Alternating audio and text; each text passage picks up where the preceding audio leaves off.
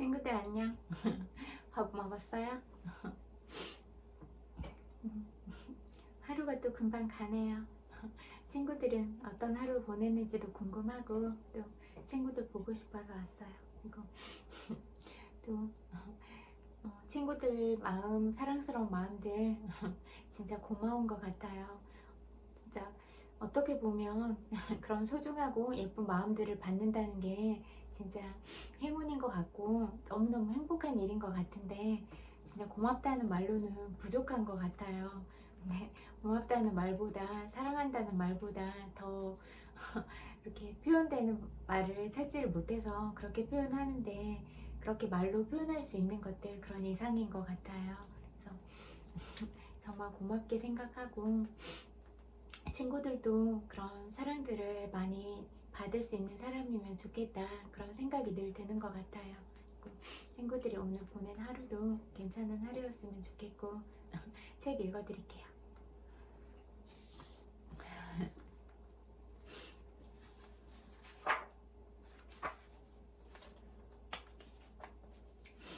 상대적 행복을 느꼈던 환자 생활.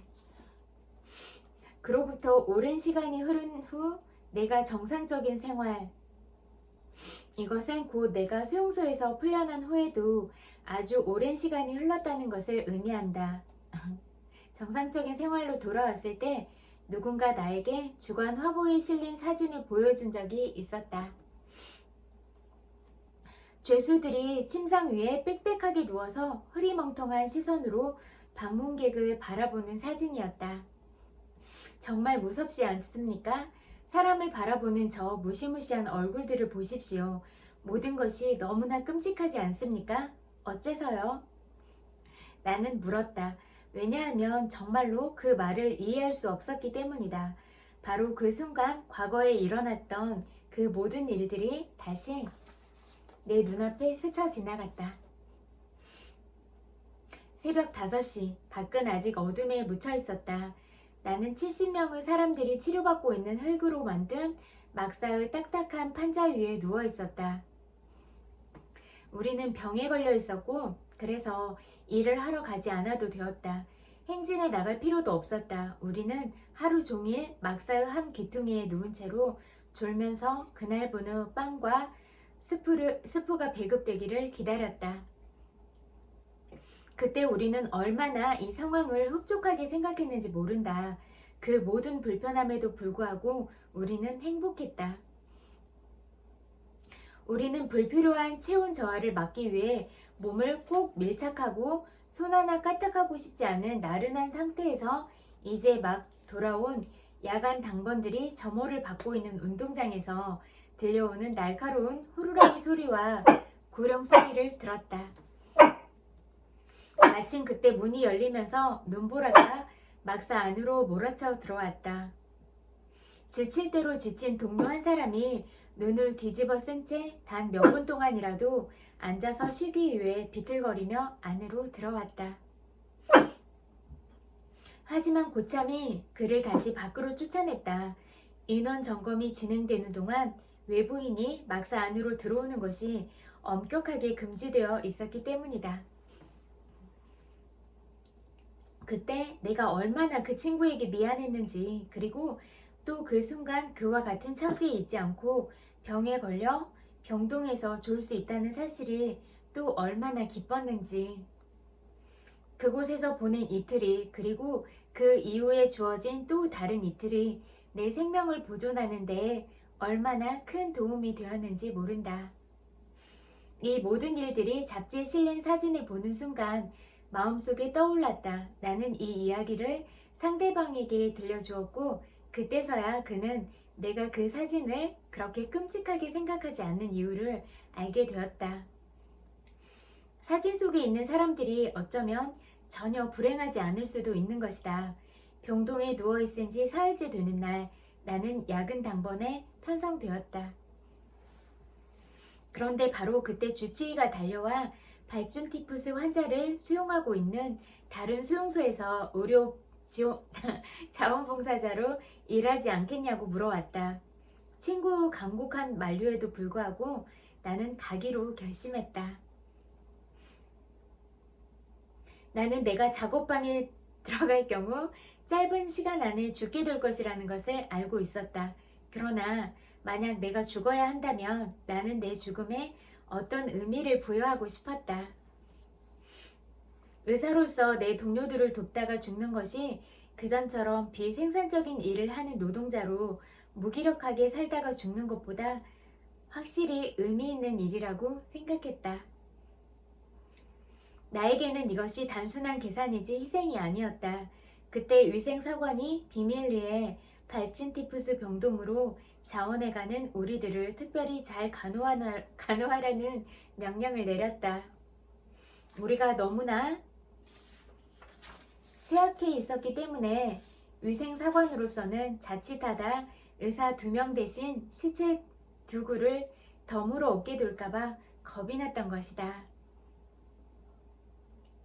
생존을 위해 군중 속으로 수용소에서는 자기 목숨이나 친한 친구 목숨을 구해야 한다는 절박한 문제와 관련이 없는 그 모든 것들이 가치를 잃었다는 얘기를 이미 했을 것이다. 이 목적을 위해 다른 모든 가치가 희생되었다. 사람들은 자신의 모든 가치를 위협하고 또 그것을 의혹 속으로 던져버린 정신적 혼란에 시달리고 있었다. 인간의 생명과 인간의 존엄성이 지닌 가치가 더 이상 인정을 받지 못하는 세계, 인간의 의지를 박탈하고 그를 단지 처형의 대상으로 전락시킨 세계, 이런 세계에서 개인의 자아는 끝내 그 가치를 상실할 수밖에 없다. 만약 강제 수용소에 있는 사람이 자존심을 지키기 위한 마지막 노력으로 이에 대항해서 싸우지 않으면 그는 자기가 하나의 인간이라는 생각, 마음을 지니고 내적인 자유와 인격적 가치를 지닌 인간이라는 생각을 잃어버리게 된다. 그리고 자신을 거대한 군중 한 부분에 불과한 존재로 생각한다. 존재가 짐승과 같은 수준으로 떨어지는 것이다. 사람들은 생각이나 의지가 없는 양떼처럼 무리지어 때로는 여기에 있다가 그 다음에는 저기로, 때로는 함께 몰려다니다가 때로는 서로 떨어져 다니게 된다. 그런데 비록 수는 적지만 매우 위험한 무리들이 사방에서 이들을 감시하고 있다. 이 무리들은 고문을 하는 것과 남을 괴롭히는 방법에 아주 능통한 자들이다. 그들은 끊임없이 고함을 치고 발길질과 주먹질을 해대며 무리를 뒤에서 앞으로 몰아간다. 그리고 양떼인 우리들은 오로지 2가지 생각만 한다. 어떻게 하면 저 무서운 개들을 피할까? 그리고 어떻게 하면 음식을 먹을 수 있을까? 하는 생각 말이다. 때를 지어 무리 한복판으로 슬금슬금 들어가려는 양떼들과 마찬가지로 우리 모두는 대호 한가운데로 들어가려고 애를 썼다. 그러면 행렬의 양옆과 앞뒤에 있는 감시병들의 주먹질을 피할 수 있는 여지가 그만큼 많아지기 때문이다. 게다가 행렬의 한가운데는 매서운 바람을 덜 맞을 수 있다는 추가적인 이점도 있다. 따라서 자신의 목숨을 구하기 위해 우리는 글자 그대로 군중 속에 자기 자신을 파묻으려고 애를 썼다. 이런 일은 대오를 형성할 때 거의 무의식적으로 일어났다. 하지만 때로는 이런 일이 수용소 안에서 가장 절박한 자기 보존의 법칙에 따라 의식적으로 행해지는 경우도 있었다. 그 법칙은 될 수 있는 대로 눈에 띄지 말라는 것이었다. 그래서 우리는 나치 대원들을 눈에 띄지 않으려고 항상 각고 노력을 기울였다.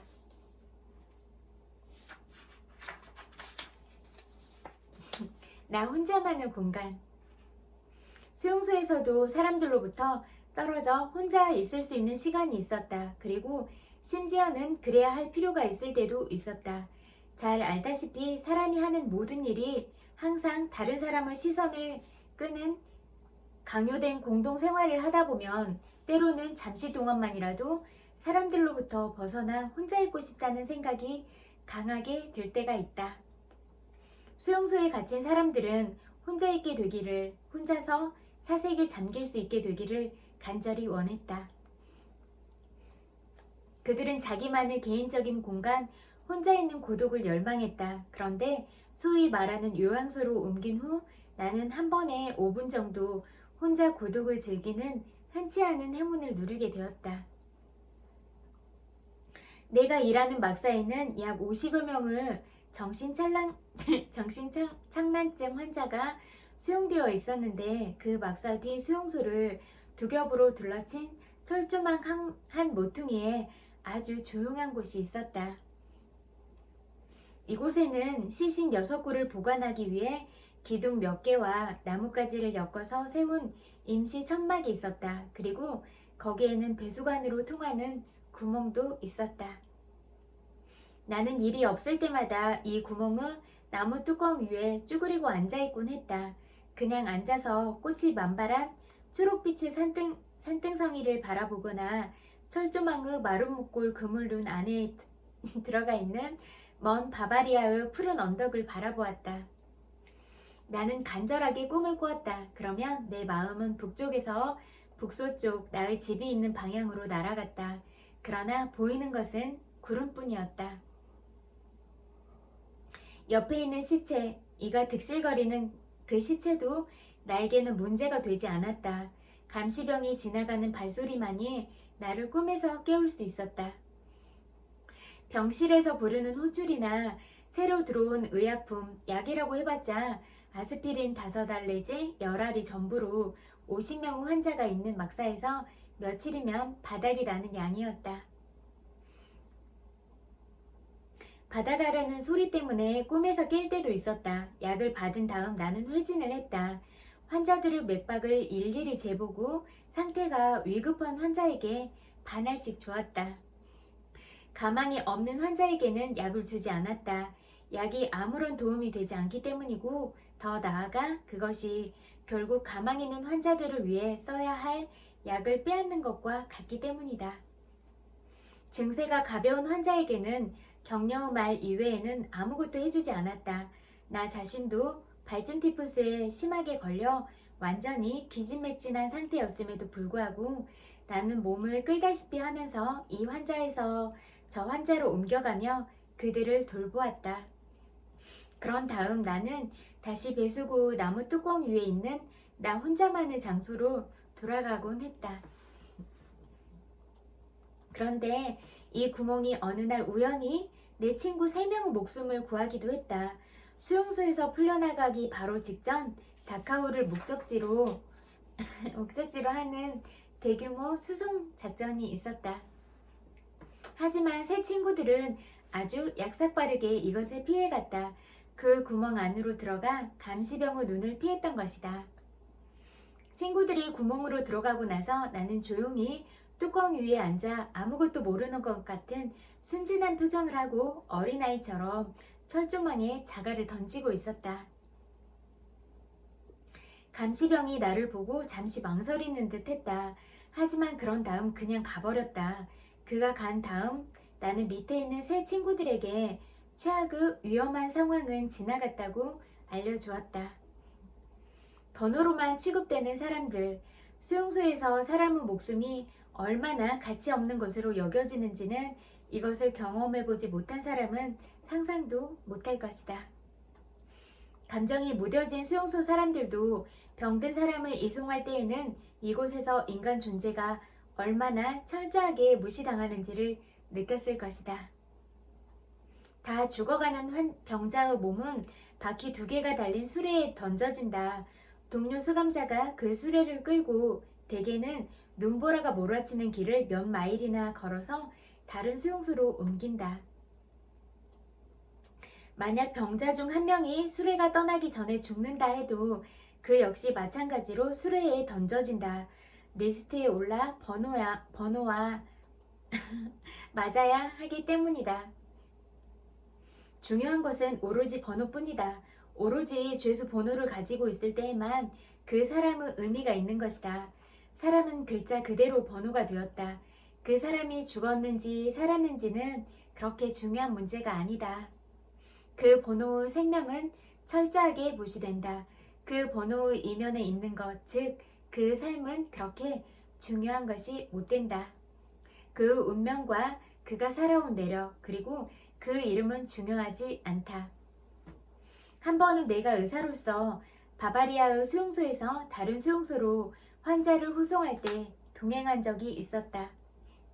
호송되는 환자 중에 한 젊은이가 있었는데 그 형이 호송자 명단에 들지 못해 뒤에 남겨지게 되었다. 그러자 그 젊은이는 수용소 관리인에게 아주 오랫동안 간청을 했고 관리인은 마침 수용소에 그대로 남기를 원하는 그 사람과 그 형을 바꾸기로 했다. 물론 리스트가 정확하게 맞아야 했지만 그것은 아주 간단한 일이었다.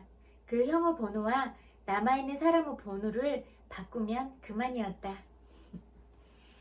앞에도 얘기했듯이 당시 우리에게는 아무런 문서도 없었다. 모든 사람들이 아직도 숨쉬고 있는 자기 몸을 가지고 있다는 것으로 다행으로 여겨야 할 정도였다. 환자의 후송을 맡은 사람들이 갖는 관심은 환자의 유일한 소유물, 즉 끔찍한 해골 위에 씌워놓은 넘마 옷뿐이었다. 호송을 맡은 사람들은 뻔뻔스런 호기심을 가지고 호송되는 회교도 외투나 신발이 자기 것보다 좋은 것인지를 살폈다. 결국 그들의 운명은 정해진 순서를 따라가게 되어 있는 것이니까. 수용소에서 살아남은 사람들, 여전히 일할 능력을 갖고 있는 사람들은 살아남을 수 있는 가능성을 높이기 위해 온갖 수단을 다 사용해야만 했다. 그들은 절대로 감상에 빠지는 일이 없었다. 그들은 자신의 목숨이 전적으로 감시병도를 기분, 운명의 놀이개라고나 할까? 이것이 그들 자신을 환경이 강요하는 것보다 더 비인간적으로 만들었다. 여기까지 읽을게요. 잠재의식에 관한 책 읽어드릴게요.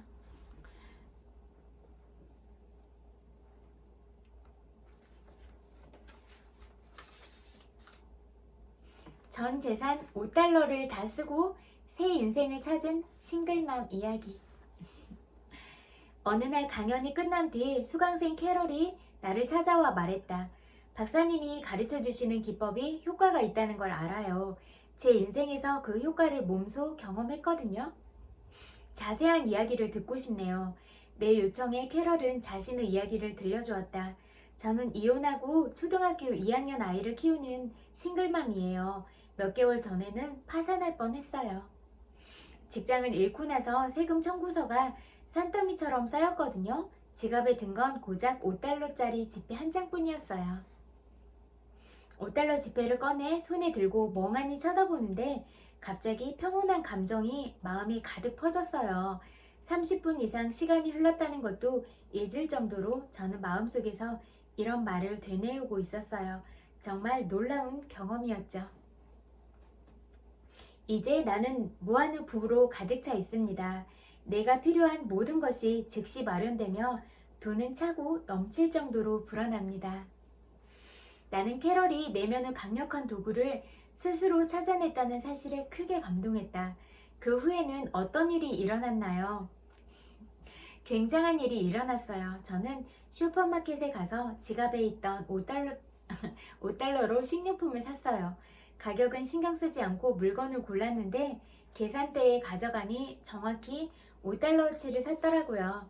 제 물건을 계산해주던 직원에게 웃으면서 이 이야기를 했어요. 계산원이라고 생각한 사람은 알고 보니 가게 점장이었어요. 캐셔 한 명이 갑자기 그만두는 바람에 대신 계산대를 지키고 있는 거라고 하면서 제게 혹시 계산원으로 일할 생각이 있느냐고 권했어요. 저는 바로 좋다고 했죠. 그리고 그와 가까워져서 곧 사귀었어요. 진지한 관계로 발전할 것 같다는 예감이 들어서요.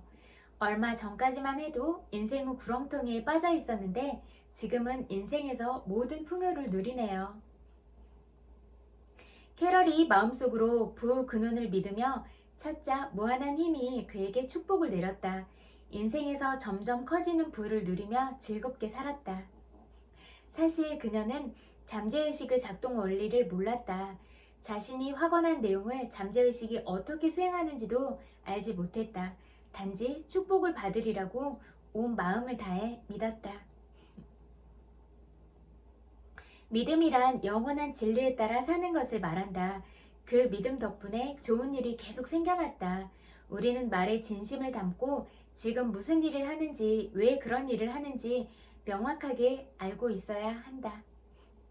현재의식이라는 펜으로 쓰는 글은 잠재의식에 새겨지고 잠재의식에 새긴 모든 것은 좋든 나쁘든 형태를 갖추어 경험이나 사건으로 표출된다.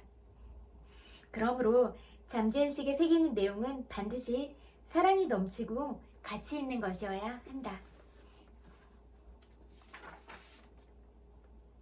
쓰면 쓸수록 늘어나는 부를 경험하라. 인생에서 기쁨을 누려보자. 기쁨은 삶을 약동하게 하며 생명력을 표현하는 원천이다. 기쁨을 누리기 위해서는 이를 악물고 노력해야 하는 게 아닌가 라고 생각하는데 시간과 에너지를 낭비하지 말아라. 의지력이나 물리적인 힘을 발휘하지 않아도 기쁨을 얻을 수 있다. 그저 기쁨이 내면에 흐른다는 사실을 확언하기만 하면 된다. 이렇게 확언하면 자유와 마음의 평화가 놀라울 정도로 넘쳐나는 삶을 살게 될 것이다. 좋은 것들은 팽창하며 증식한다는 사실을 끊임없이 확언하고 느끼며 믿어라. 그러면 매일의 모든 순간이 영적, 정신적, 지적, 경제적, 사회적으로 풍요로울 것이다. 일상에서 누릴 수 있는 영광에는 한계가 없다. 이 진리를 잠재의식에 새긴 뒤 얼마나 놀라운 일들이 일어나는지 두 눈으로 확인하라.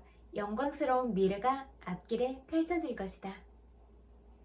생각을 조심하라. 경제적 결핍이나 한계에 대한 말은 절대 하지 마라. 가난이나 부족함에 대한 말은 한마디도 하지 마라. 힘든 일이나 경제적으로 어렵다는 말을 이웃이나 친척에게 하는 것은 바보 같은 짓이다. 축복에만 집중하라. 번영을 향한 생각으로 머릿속을 채워라. 어디에서나 부에 관한 이야기를 나눠라. 부를 향한 감각이 실제로 부를 만들어낸다는 사실을 깨달아라. 돈이 얼마나 부족한지, 자신이 얼마나 쓸모없는 사람인지, 현재 상황이 얼마나 힘든지는 이야기하지 마라. 생각은 창조적이기 때문에 사람이 생각하는 것을 그대로 현실로 만들어낸다. 부정적인 생각을 하는 것은 자기 자신을 가난하게 만드는 일이나 다름없다. 현재 수중에 있는 돈을 마음대로 써라. 기쁘게 돈을 쓰고 부가 폭포 줄기처럼 쏟아진다는 것을 깨달아라. 이웃과 동료뿐 아니라 낯선 사람들에게도 당신에게 물질적 도움을 주러 올 것이다. 확언을 매일 실천하고 필요한 모든 것을 얻을 수 있다고 믿어라. 이러한 마음의 태도를 습관으로 만들면 인간의 눈에는 보이지 않은 풍요 법칙에 따라 눈에 보이는 부가 만들어질 것이다. 학생들의 성적을 올려준 선생님의 확언. 하와이행 비행기에서 옆자리 승객과 대화를 나누었다. 사람들에게 영감을 주는 책을 쓴다고 나를 소개하자 남성의 표정이 밝아졌다. 저도 박사님의 책을 읽고 영감을 얻은 사람입니다. 남성은 학교에서 스페인어와 프랑스어를 가르치는 교사였다. 2년 전 그는 학업 성취도가 낮을 뿐 아니라 버릇까지 없는 학생들의 모습을 보며 크게 상심해 교직을 떠나야 할지 심각하게 고민하고 있었다. 그때 한 친구가 그에게 잠재의식의 힘을 읽어보라고 권했다. 박사님께서 소개하신 기법이 마음에 와 닿았어요. 그래서 기법을 활용해 보기로 했지요. 매일 아침 반 아이들을 모아 학습 능력과 의지를 키워주는 학원을 따라하라고 했습니다. 결과는 어땠나요? 놀라웠습니다. 큰 변화가 일어났어요. 학원을 시작한 뒤로 낙제하는 아이들이 없어졌습니다. 그뿐만 아니라 아이들이 열정적으로 수업에 임하기 시작했어요. 몇 년 만에 처음으로 스페인어와 프랑스어를 배우고 싶어하는 학생들로 교실이 북적이고 있습니다. 올 가을에는 멕시코와 퀘벡 수학여행도 계획해볼까 합니다. 그는 아이들에게 매일 아침 다음 후 학원도 권했다. 나는 학업에 정진할 것이며 암기해야 할 수업 내용을 모두 기억할 것입니다. 나는 결국 시험에 통과할 것입니다. 아이들은 선생님의 말씀을 따라 학원 내용을 진리로 믿고 내면 깊이 받아들였다. 그 반 학생들은 매일 아침 친구들과 함께 확언하며 불변의 진리를 잠재의식에 되새긴다. 아이들이 잠재의식에 새기는 것들이 이들의 삶에서 그대로 펼쳐진다. 지혜로운 이 교사는 확언하면 수없이 많은 방법으로 놀라운 기적이 일어난다는 사실을 깨달았다. 효과적인 확언으로 직장 생활과 결혼 생활을 지켜낸 부부. 밥과 도나 부부는 내가 자신들의 마지막 희망이라며 간곡히 도움을 청했다. 나는 부부를 한 명씩 만나 자초지정을 들어보았다. 중견건설 기업에서 관리직으로 일하던 남편 밥은 음주벽뿐만 아니라 직장 내 여성 동료와 부적절한 관계를 맺은 것이 들통나 해고당하고 말았다. 그는 아내가 이 일을 어떻게 받아들일지, 앞으로 수입은 어떻게 마련하고 미래는 어떻게 헤쳐나갈지 고민하며 큰 스트레스를 받았다. 밥은 아내 도나가 질투와 의심이 많다고 불평했다. 도나는 밥에게 늘 잔소리를 했고 매일 저녁 몇 시에 집에 들어오는지 감시했다. 밥이 제때 귀가하지 않으면 도나는 크게 화를 냈다. 하지만 부인이 질투하실 수밖에 없지 않나요? 어쨌든 바람을 피우셨으니까요. 바람 피우기 전에도 아내는 늘 그랬어요. 아내에게 휘둘리고 싶지 않았기에 저도 아내에게 복수하고 싶어 다른 여자와 부적절한 관계를 맺은 것 같아요. 도나는 나에게 자기가 질투 많은 사람이라는 점을 인정했다. 남편이 저를 피한다는 느낌이 가시지 않아요. 집에 있을 때도 남편이 멀게 느껴져요. 그 일을 제 곁에 붙들어 놓으려 할수록 더 멀리 달아나 버려요. 나는 부부가 잘못된 행동을 하며 상대방의 잠재의식에 잘못된 메시지를 보내고 있다고 설명하고 그 결과 둘 사이의 문제가 점점 심각해지는 거라고 덧붙였다. 악순환의 고리를 끊는 해결책은 상대방의 잠재의식에 이전과 다른 건설적인 메시지를 보내는 것이었다. 매일 아침과 밤에 함께 확언하겠다는 나와의 약속을 실천하니 사랑이 발현되어 서로 간 쌓였던 앙금과 적개심 그리고 원한이 점차 사라지는 것을 느꼈다. 도나는 남편을 위한 축복의 확언을, 밥은 아내를 위한 축복의 확언을 매일 2번씩 반복했다. 서로를 위해 확언을 계속한 밥과 도나는 부부관계에 대해 확신을 갖고 서로를 더욱 편하게 느끼기 시작했다. 그러나 부부 경제적 상황은 아직도 어려웠다. 그러던 어느 날 밥의 옛 상사가 그에게 전화를 걸었다. 상사는 밥이 큰 성과를 올리며 회사의 발전에 이바지했던 점을 언급하며 복직할 생각이 있는지 물었다. 밥은 당연히 제안을 받아들였다. 이후 밥에게 복직을 제안한 상사가 도나에게도 연락했다. 도나는 상사에게 현재 부부관계를 회복하는 중이며 밥이 술도 끊었다는 소식을 전했다. 또한 매일 2번씩 서로를 위해 함께 확언하는 시간도 갖는다고 했다. 확언을 시작한 이유와 확언 내용을 듣고 마음이 움직인 상사는 밥이 단점을 개선하면 전보다 더 유능한 직원이 될 거라고 말했다. 부부에게는 기적적인 힘이 발현되었다. 부부 관계는 회복되었고 밥은 직장을 되찾았다. 비온 뒤 땅이 굳어진다는 사실을 이 부부는 몸소 경험했다. 여기까지 읽을게요. 여기까지 읽고 또 내면 나의 치유 같이 할게요.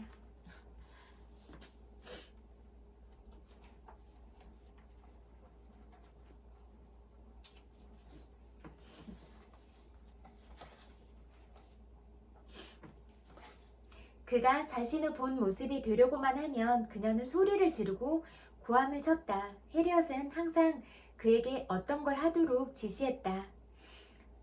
파르쿠아르가 그 부모님과 다른 사람들에게 비밀에 대해 이야기를 하려면 그들이 하던 일을 멈추고 조용히 앉아 그를 바라보며 그 얘기를 들어야만 했다.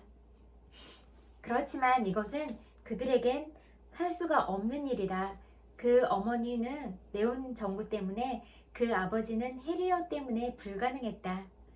태어나던 순간부터 파르쿠아르는 항상 혼자였다. 어쨌든 그가 스나무 몸을 가지고 있기 때문에 그들의 감정도 가지고 있었다. 버림받았기 때문에 그는 화가 났고 깊이 좌절하고 상처받았다. 여기에서 그는 자의식이라는 위대한 비밀을 알고 있던 어린 난쟁이였지만 아무도 그 이야기를 들어주지 않았다. 그가 해야 할 말은 인생은 활기차다는 것인데 그 부모는 그들의 임무를 다하느라 너무 바빠서 그에게 배울 수 없었다. 사실 그 부모는 약간 혼란스러웠다.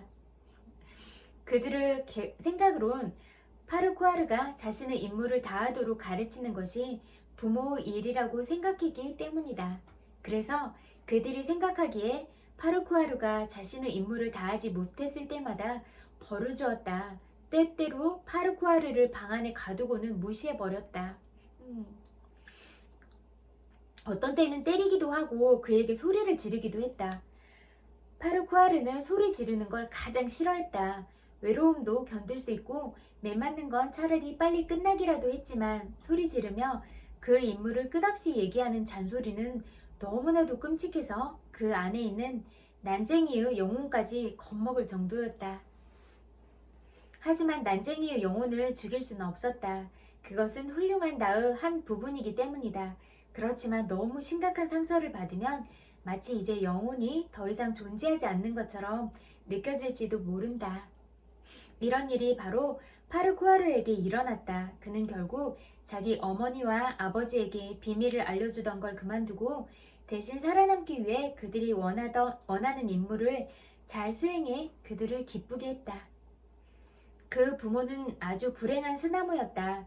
사실 대부분의 스나무들이 난쟁이들의 비밀을 배우지 못한다면 매우 불행할 것이다. 파르쿠아르 아버지는 헤리어 때문에 너무나 고통스러워했다. 그는 자신의 모든 감정들을 빼앗아가는 마술적인 음료를 찾아내는데 그 모든 에너지를 써버렸다. 그러나 그 마술은 창조성이 아니었다. 그것은 오히려 그 창조성을 앗아가 버렸다. 파르쿠아르 아버지는 걸어다니는 시체가 되어버려 얼마 후 그는 집에도 들어오지 않았다. 파르쿠아르 스나무로서 마음은 깨지고 상처받았다. 알다시피 난쟁이가 비밀을 이야기하도록 하기 위해선 모든 스나무에게 아버지와 어머니 두 사람 모두 사랑이 필요했기 때문이다. 아버지에게 버림받자 파르쿠아르는 완전히 귀가 꺾여버렸다. 게다가 아버지가 더 이상 어머니를 도와줄 수 없게 되자 어머니의 네온 정구는 더욱 심하게 깜빡였다. 결국 파르쿠아르는 고함 소리를 더 많이 듣게 되고 심지어 위협당하기도 했다. 12살 생일이 되었을 때 마침내 그가 난쟁이였다는 사실조차 잊어버리고 말았다. 몇 년 후에 그는 아버지가 헤리엇의 목소리를 없애기 위해서 사용했던 마술적 음료를 알게 되었다. 14살이 되던 그는 그것을 종종 사용하기 시작했다. 30살이 되던 해에는 스나무는 병원으로 실려가고 말았다. 병원에 있는 동안 그는 일어나라는 내면의 목소리를 듣게 되었다. 그를 깨운 목소리는 바로 난쟁이의 영혼의 목소리였다. 보라, 아무리 최악의 상황이 되더라도 난쟁이의 목소리는 언제나 스나무를 불러 그 존재를 축복해 줄 것이다. 난쟁이 존니는 절대로 포기하지 않았다. 그는 파르쿠아르를 살리는 일을 절대로 그만두지 않았다. 만약 당신이 스나무이고 이 글을 읽고 있다면 이것만은 기억하라. 당신 안에는 난쟁이의 영혼이 있고 언제나 당신의 존재를 일깨우려고 노력하고 있다는 것을. 난쟁이가 아니라 진짜 엄청 큰 거인들이 친구들의 마음속에 자리 잡고 있고 그런 것들을 개발하려고 하고 하면 더 많이 일깨워져서 친구들의 그런 영혼들을 달래주고 또 잠재의식으로 그렇게 피어나서 친구들 마음속에서 늘 사랑스러운 모습으로 살아갈 수 있을 거라고 생각해요. 파르쿠아르가 병원에 누워있을 때 그는 마침내 난쟁이 조니의 목소리를 듣게 되었다. 이것은 모든 것을 달라지게 만들었다. 그리고 이것은 더 나은 이야기를 위한 시작이었다.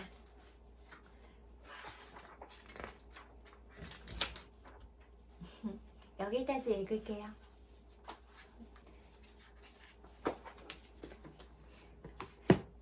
친구들, 오늘도 제 이야기 들어주셔서 너무너무 마음으로 감사해요. 그리고 늘 친구들은 어떤 상황에 있던지 어떤 일을 하고 있던지 그냥 친구들 존재 자체로 너무너무 사랑스럽고 정말 귀한 사람들이에요.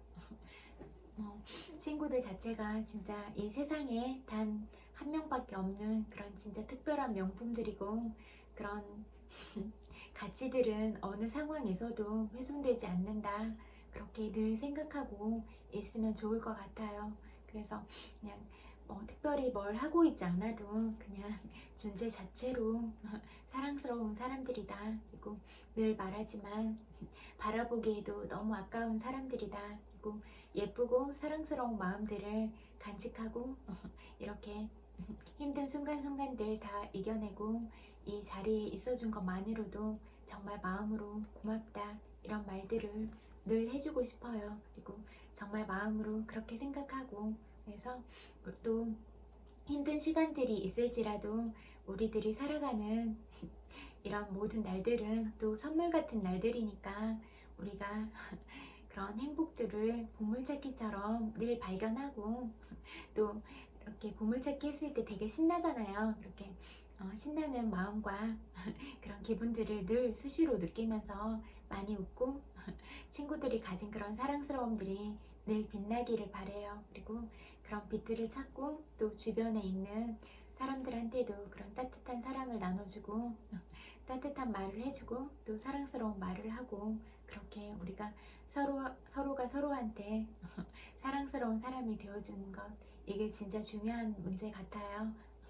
그러니까 이런 것들 늘 기억하고 있으면 좋을 것 같아요. 그리고 오늘 또 친구들이 어떤 하루를 보냈을지라도 정말 고생 많았다고 마음으로 안아드리고 싶어요. 투닥투닥. 엄청 고생 많았어요. 그리고 엄청 많이 사랑해요. 100만 번 볼뽀뽀 보내드릴게요. 그리고 이제 11시가 거의 돼가는 것 같은데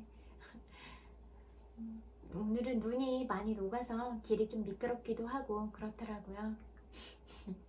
그래도 늘 모든 순간에서 항상 친구들이 행복했으면 좋겠어요. 그리고 또 몸도 따뜻하게, 또 손발 차갑거나 그런 사람들은 또 특별히 따뜻하게 하고, 발 안에 그런 우리들의 몸의 기관들이 다 있다고 하잖아요. 그러니까 이렇게 정확한 단어가 생각이 안 난다. 용천인가? 아무튼 그 부분을 자극해주면 또 우리 몸의 기관들이 다 이렇게 지압 효과가 있다고 했던 것 같아요. 그래서 발들도 이렇게 마사지 해주고, 아니면 따뜻한 물로 족욕을 하거나 아니면 발 따뜻하게 하는 그런 기구들 있잖아요. 그런 것들 활용해도 좋을 것 같고, 또 그런 배가 특별히 차갑거나 그러면 그런 배에 이렇게 찜질하는 거 있잖아요. 그런 것들로 배 찜질도 하고, 그래서 우리의 이런 세포들을 좀 따뜻하게 해주면 세포들이 좀 더 편안함을 느끼면서 잠자리에 좀 숙면을 취하는데 도움이 되지 않을까, 그런 생각이 들어요. 그리고 항상 말하지만 그런 긍정적인 생각을 늘 하고 말도 단어들도 긍정적인 단어들을 많이 사용하고 그렇게 늘 좋은 기분과 그런 감정들을 최상으로 유지하기 위해서 늘 노력하고 그러는 게 좋을 것 같아요. 그러니까 오늘도 좋은 생각, 좋은 기분으로 잠드세요. 모두 편안하고 따뜻하게 꿀라이. 안녕.